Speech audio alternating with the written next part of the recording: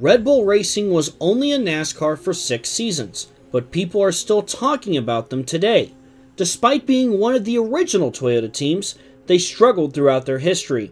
Just as they picked up their second win, they sold their NASCAR team to BK Racing and went on to focus on other forms of racing.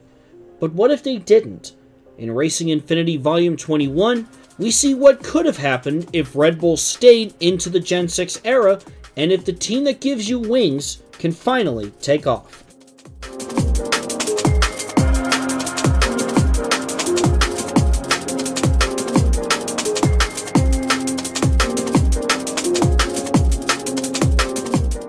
Red Bull Racing could have been a game changer for NASCAR if they found more success, but they fell short of what could have been, exiting the sport in 2011. In this timeline, Red Bull Racing instead starts a rebuild in 2012 and looks at the fruits of their labor in 2014 as we highlight the Cheez-It 355 at Watkins Glen and display how road course racing gives an opportunity for European excellence to shine. Kasey Kahne joined Red Bull for just 1 year while waiting to join Hendrick Motorsports, so the team needed a new driver for 2012, and they turned to a promising rookie. Justin Allgaier joined the team in the number 84 Toyota. This comes after having multiple successful seasons in the NASCAR Nationwide Series. Brian Vickers would stay in the 83 in 2012, but would leave in 2013. He would go to Michael Waltrip Racing to drive the number 55 Aaron's Dream Machine. Red Bull Racing decides to prioritize youth again and took a chance on a driver for small Sprint Cup teams throughout the last 2 years, Landon Cassill. He moves into the number 83 car while Justin Allgaier remains in the number 84, maintaining both teams into the Gen 6 era. One other note of the current Sprint Cup roster, BK Racing still comes into existence, though slower since Red Bull didn't sell off their equipment. David Rudiman drove their number 93 car part-time in 2012, and they went full-time as a one-car team in 2013. In 2013, Red Bull started to show improvement thanks to the new car. While they were inconsistent, their young drivers both kept it clean, and Justin Allgaier would earn a marquee win for the team in the Coke 0400 at Daytona. While this was the only time they ran up front in 2013, both drivers stayed clean, with Cassill finishing 17th in points and Justin Allgaier 20th. For 2014, H. Scott Motorsports enters the Sprint Cup Series full-time, but instead of Justin Allgaier in the 51, they bring in veteran David Stremme, with Big Red Soda coming over to sponsor him. The number 40 at Circle Sport Racing was also driven by multiple drivers for 2014, and for Watkins Glen, Alex Tagliani will be making his Sprint Cup debut today. And finally, Red Bull has entered a third car in a small number of races for 2014, but it carries a special meaning, nicknamed the Red Edition car based on the Red Edition cam. The car has been driven by Formula One champion Jacques Villeneuve. They entered at Sonoma and the Daytona night race, and they'll be making their last start of the year today at Watkins Glen. Red Bull hopes to have the Red Edition car run part-time at special occasions for seasons to come. With all that out of the way, let's take a look at the starting lineup for the Cheez-It 355 at Watkins Glen. Starting on the pole is Carl Edwards in the 99, and starting next to him is Kurt Busch in the 41. Row 2 is Casey Mears in the 13, a good qualifying run for him, and Greg Biffle will start next to him in 4th. Marcus Ambrose, he's won here a couple of times before, he starts at 5th, and Dale Earnhardt Jr., looking for his first road course win, will start 6th. Brian Vickers in the Aaron's Dream Machine will roll off in 7th, and Jeff Gordon will start 8th. Justin Allgaier, the fastest of the Red Bull cars, he'll start in 9th, and Kyle Larson will roll off in 10th.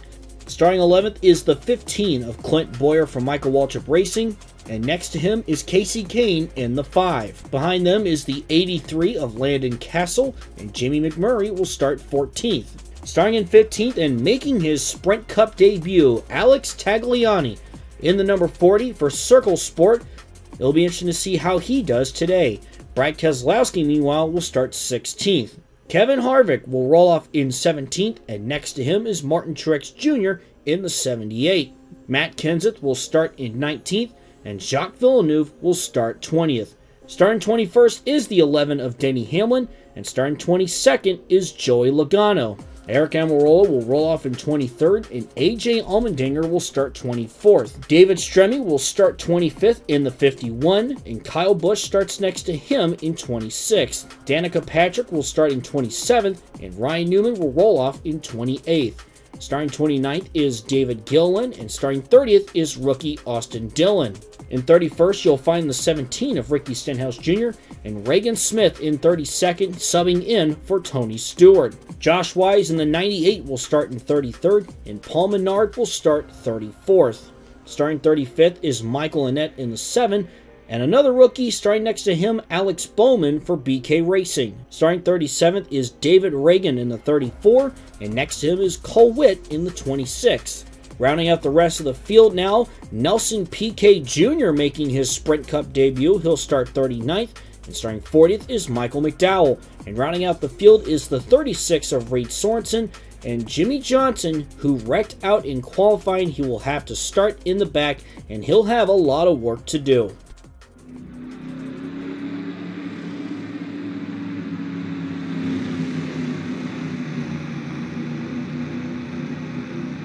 Carl Edwards and Kurt Busch are on the front row as they will lead the field of 42 cars through the twists and turns of Watkins Glen. Here we go, green flag.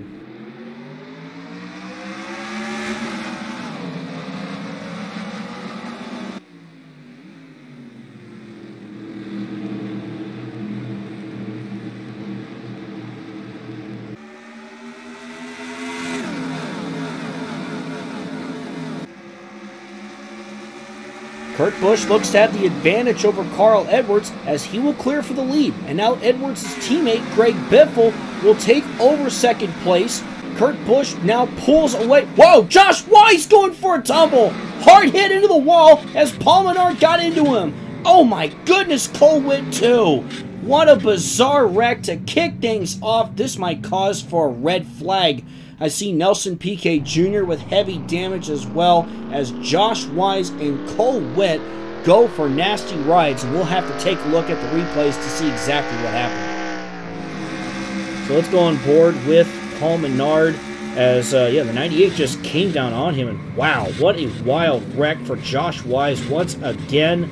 Just a small pile up there heading towards the bus stop, and geez, that is just a bizarre wreck. I mean, I'm just surprised by that. Here's Cole Witt on board, right behind his teammate Alex Bowman, and Cole Witt, just innocent victim, and he goes barrel rolling. Oh my God, Josh Wise was on top of him. That is frightening, but it looks like everyone's okay, so that's the important part here. And one more on board with Josh Wise. I will warn you, you might get a little dizzy watching this.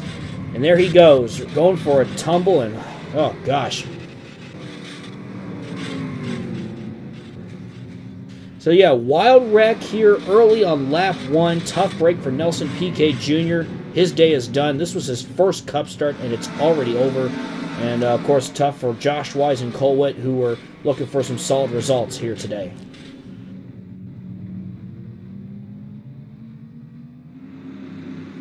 We're going to come now to lap 4 on the restart as the pace car goes down pit road after some extensive cleanup. Everything is lined up and we are ready to get back to racing as Kurt Busch leads with Greg Biffle, Carl Edwards, Casey Mears, and Dale Earnhardt Jr. your top 5. Green flag.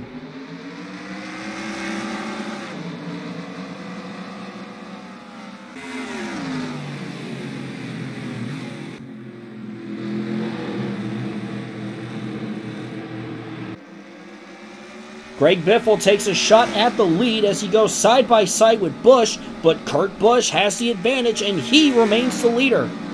Kurt Busch is going to clear the 16 of Greg Biffle now, so he remains in the lead, but he could be under fire from his teammate Carl Edwards right behind him. Of course, Biffle and Edwards, couple of old Roush teammates of Kurt Busch back then when he was the 2004 NASCAR Sprint Cup champion. Then Busch went on to drive for Roger Penske, then spent some time with Phoenix Racing in 2012, and then Furniture Row last season, getting that team into the chase for the first time ever.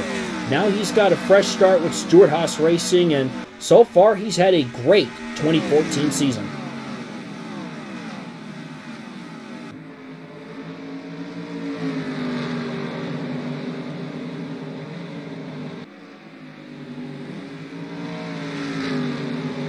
Coming back to the start and finish line, Carl Edwards peeks to the inside, but he does not have the run he needs to take second from Biffle, so he will have to settle for where he is now. Meanwhile, let's go on board with Justin Allgaier, who is currently running 9th, as he and his teammates are looking pretty solid so far. Landon Castle is currently 14th, and Jacques Villeneuve is 20th. Justin Allgaier picked up his first career win last summer at Daytona. Now he's trying to chase his second. Both Red Bull teams are eyeing to make the chase, but it's win and you're in with this new chase format. Speaking of Daytona, that race recently seemed like their best chance, but they couldn't get it done. So now they really have to go to work if they want a chance at competing for the championship. Allgaier hitting his strides pretty well here early as we're on board with the 24, looking back at the 84. Allgaier pretty close to the bubble, as well as his teammate Landon Castle, just trying to find some extra push, some extra momentum. And hopefully a good points day can happen here today, and they can put themselves in a position to make the 16-driver chase, of course the new chase format for this season.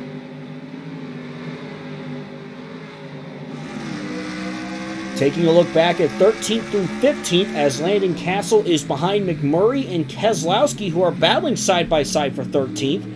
And McMurray is going to clear Keselowski, and it looks like that Castle may have a shot too. Keselowski is the odd man out here. He's going to drop back. Now he's side by side with the 83, but it looks like Keselowski is going to stay in front of Castle.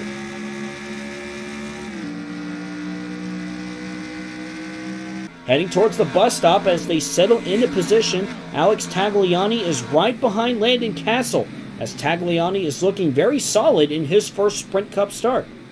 Quick on board of Tagliani, of course he ran the NASCAR Xfinity Series race just yesterday. Now he is running pretty well here so far in his first Cup start, hoping to get a solid run here for this small team. Not too far behind them, we see Jacques Villeneuve battling Matt Kenseth for 18th. And they're still side by side here. Villeneuve, he's looking pretty solid here, keeping the car clean, having no issues at all. Nice to see some road ringers participate in these races, as always.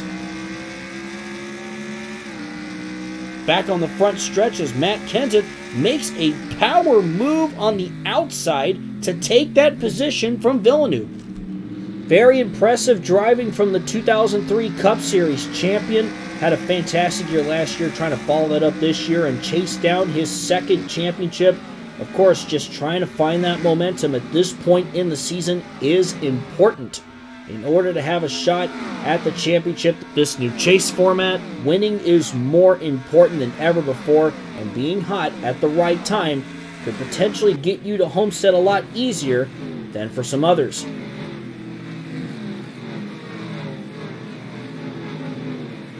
The top three have broken away from the rest of the leaders now, as Kurt Busch continues to lead with the Roush Fenway cars of Biffle and Edwards behind him. Despite that wild wreck on the first lap, since then it's been pretty calm so far, and the top three has stayed the same. Biffle and Edwards battling side by side. They are right there with Kurt Busch. They're just trying to figure out a way to get around each other and then find some momentum to get around Kurt Busch. Of course, Greg Biffle looking for his first win since last June at Michigan. 18 laps are complete of the 32. Now we go on board and we take a lap around with Jacques Villeneuve in the 82.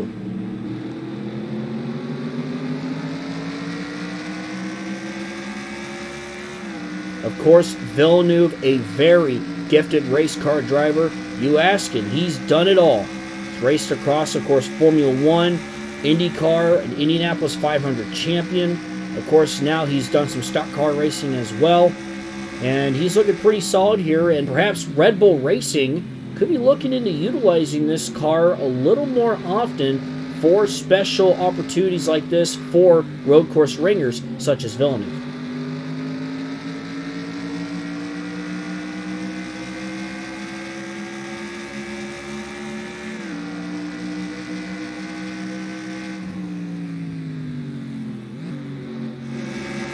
Taking a look at this battle between Landon Castle and Alex Tagliani. Castle looking pretty solid here, running inside the top 15 or so, but Tagliani is knocking on his door.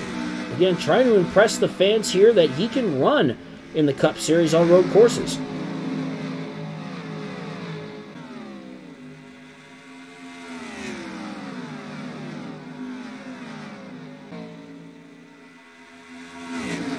The leaders go through the bus stop now as Castle's trying to hold off Tagliani. He is right there behind Brad Keselowski, who, of course, won the championship just a couple of years ago in that white Miller Lite Ford, as the 83 of Castle continues to look good here.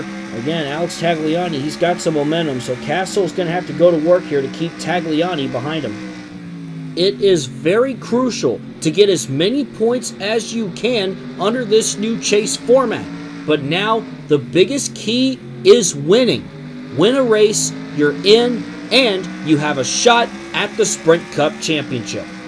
The leaders now come back to the start and finish line as we're now into the late stages of this race, as everyone is looking to get the best result possible.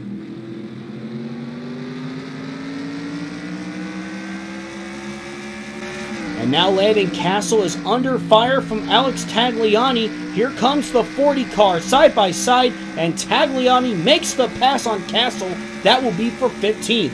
How about Alex Tagliani entering the top 15? And now here's Kevin Harvick knocking on Castle's door. Side by side going into the bus stop. This could be a little tricky if Castle isn't careful, but looks like he's going to clear Kevin Harvick exiting the bus stop. Excellent driving from that 83 there of Castle. Now he's going to try and hold off Kevin Harvick.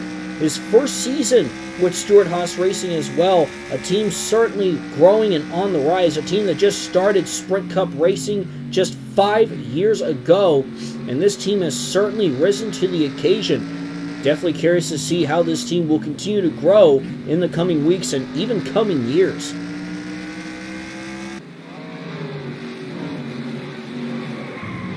And we got trouble. The 78 of Martin Truex Jr. gets turned by Denny Hamlin. And now we see A.J. Allmendinger losing control. And whoa, look out. Eric Almirola and David Stremme go up the track. I do wonder if there was some kind of fluid on the track that might have caused him to go up the track like that.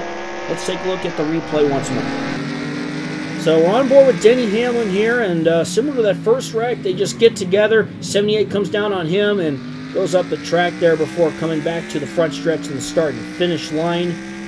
And now we're going to go on board with Martin Truex Jr., who's been struggling in his first season with Furniture Racing, taking over that ride from Kurt Busch, who drove it last season, and A.J. Allmendinger, Eric Almirola.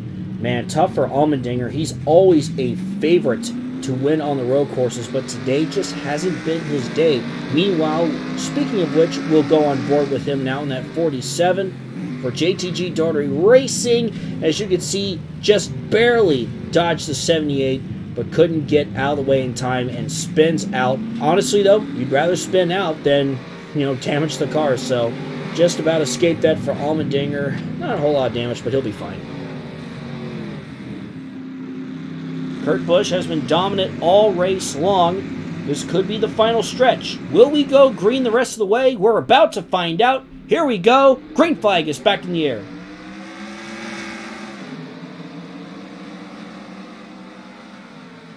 It's been the same top three as it has been all race long. And look at this. Carl Edwards sneaking to the inside of Greg Biffle as they go side by side. And thanks to that, Kurt Busch is going to pull away. Meanwhile, behind him, Dale Earnhardt Jr. is battling Casey Mears for position. Dale Jr. now up to 4th. A good, strong run for the Daytona 500 winner, as he is still searching his first road course win. But out in front, it is still all Kurt Busch, as he for sure has the best car on the track today.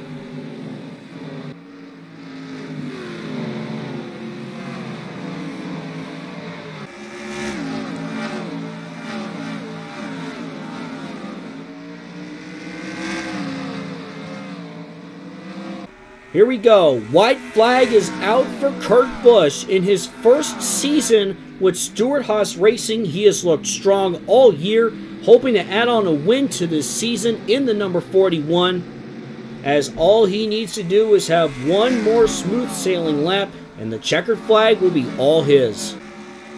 But of course, we've had some wild finishes here at Watkins Glen in the past. You remember just a couple years ago with Marcus Ambrose, Brad Keselowski, Kyle Busch. Maybe we get another rendition of that, but Carl Edwards has got to get more aggressive as they head through the bus stop for the final time here this afternoon. Edwards trying all he can, but no luck against his former Roush teammate, Kurt Busch, still out in front. Biffle and Dale Jr. are third and fourth. They're going to have to hope for a miracle at this point if they want to win this race.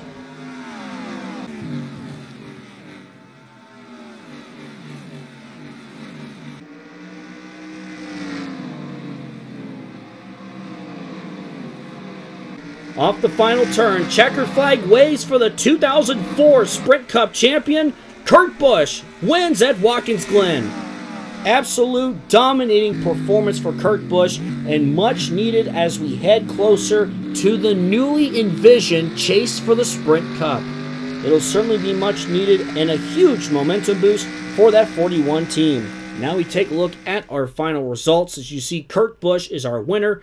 Carl Edwards is second, Greg Biffle third, Dale Earnhardt Jr. fourth. How about Casey Mears finishing in fifth? A great run for him. A great run for Marcus Ambrose as well. He finishes in sixth. Brian Vickers is seventh. Rookie Kyle Larson finishing in eighth. Jeff Gordon ninth. And how about Justin Allgaier? This is a good points day for him. He rounds out the top 10. Going through the rest of our finishing order, you see Casey Kane in 11th. Alex Tagliani finishing 14th. Great run for him. Brad Keselowski was 16th. Landon Castle 18th. Jacques Villeneuve 19th. Solid runs for them. Denny Hamlin in 20th. Danica Patrick 22nd. Kyle Busch had a rough day, finishing 24th. Jimmy Johnson able to climb up to 26th after starting last, so it certainly could have been worse. Reagan Smith, of course, subbing in for Tony Stewart. He finishes in 27th. And we go through the rest of your finishing order. David Stremme was 32nd. Tough day for AJ Allmendinger, always a favorite on the road courses. He finishes in 33rd. Martin Truex Jr. 36th. Paul Menard 38th. Alex Bowman 39th, and of course Josh Wise, Cole Witt, Nelson Piquet Jr. Absolutely disappointing for Nelson Piquet Jr. This was his first Cup start. Didn't even last a lap because of that wild wreck on the first lap. But we're glad all those drivers are okay. And a huge congratulations to Kurt Busch. But now the question remains, is Red Bull Racing about to have a major breakthrough with Landon Castle and Justin Allgaier? Can they get both of their cars into the 2014 chase for the Sprint Cup? Only time will tell. Thank you guys so much for watching this volume of Racing Infinity. Now with that out of the way, we'll be taking a bit of a break from Racing Infinity, but for a good reason. I'm excited to announce that the 1997 season of Sunday Night Lights is completed and the video is fully in production. My plan is to have this out in the days before the Super Bowl before I leave for the Daytona 500 the next week. Keep an eye out for a final release date once that's determined, and of course, there will be some previews coming. We're in for a thrilling season, and I can't wait to show you all what happened. Here's a sneak peek at what's to come, and I'll see you in a couple of weeks.